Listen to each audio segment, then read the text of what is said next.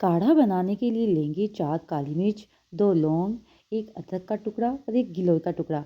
अब इन्हें अच्छे से कूट लेंगे। इस तरह से बारीक कूट लेना है इन्हें। गैस पे एक बर्तन रखेंगे, उसमें 1 कप पानी का डालेंगे।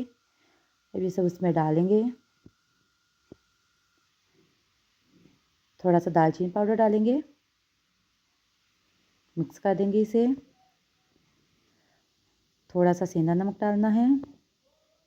थोड़ा सा हल्दी पाउडर डालना है। इसे मिक्स कर देंगे और इसे 10 मिनट के लिए पकाएंगे ताकि ये 1 कप से आधा कप रह जाए। इस तरह से पका लेना है हमें इसे। अब इसे छान लेंगे तो तैयार है हमारा सर्दी जुकाम का बहुत ही असरदार काढ़ा। आप भी इस तरीके से बनाएं और सर्दी जुकाम को दूर भगाएं।